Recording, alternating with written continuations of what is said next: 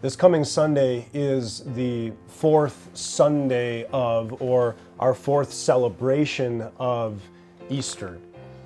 But for many Christians around the world, it's also been given a special name and therefore has become a favorite Sunday of the year for so many people. It's also known as Good Shepherd Sunday. And that's because the gospel every year on this Sunday in the season of Easter is taken from John chapter 10, the Good Shepherd chapter of the Bible, where Jesus says, I am the Good Shepherd. I know my sheep and my sheep know me. They listen to my voice. I lay down my life for the sheep. We love that chapter. We love this picture, and so we'll talk more about that this coming Sunday. But for other Christians around the world, this coming Sunday has also a different name, and it's a really historic name. In fact, it goes back, this is the name that Christians have been giving to this particular Sunday all the way back in ancient times. And it's given a Latin name, and I'm going to share that name with you and kind of make the connection for why it used to be called this and how this fits in with Good Shepherd Sunday.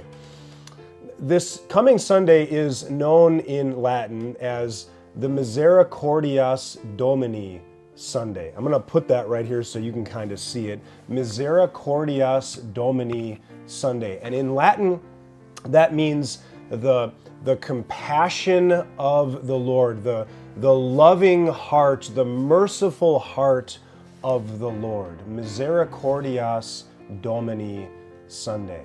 And where that name comes from is, it really goes back to how the Christians started the church service every Sunday. And a lot of churches still do this. And that is, they would begin with what is known as the Introit. Now, this is sort of morphed into, for us, like an opening hymn. That's typically how we begin the service on Sunday. But in ancient times, and even still today, as I said, a lot of churches still do this, there would be what is called an introit, and that's Latin too for just he enters. And the pastor and the crucifix and some torches or some candles would oftentimes process from the back of the church into the actual chapel, the sanctuary, to begin the service. And as they did, the congregation or choirs would sing the introit. And the introit was typically taken from the psalm of the day or one of the psalms. And a phrase from that psalm would then kind of be labeled or would be used to label that particular Sunday.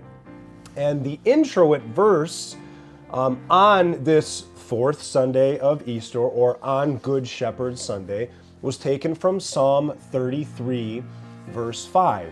And that verse is, "The Lord loves righteousness and justice. The earth is full of His unfailing love." And it's that phrase, unfailing love of the Lord. Misericordias Domini, the merciful heart, the compassionate heart, the unfailing love of the Lord. And so the choirs would be singing this phrase, and this was the refrain. They would sing it over and over, and so this Sunday became known as Misericordias Domini Sunday. Now think about how perfect that is when we focus on the theme of the gospel reading, the merciful heart of the Lord. That's what it means to be a shepherd, to have mercy and to have compassion. You probably have sat through enough Good Shepherd Sundays, or you remember from Sunday school, or maybe you just know because you know sheep. It takes a lot of compassion, a lot of patience, a lot of mercy to be a shepherd, to look after sheep. Sheep do their own thing. They wander and go their own way. They get into trouble. They get stuck in thorns and bushes. They wander off into danger. They stray away from the flock, and the shepherd has to go off after them. They don't always know where to find their own food or where to find their own water, and they're defenseless. So many things the sheep are reliant on the shepherd for their livelihood and their lives.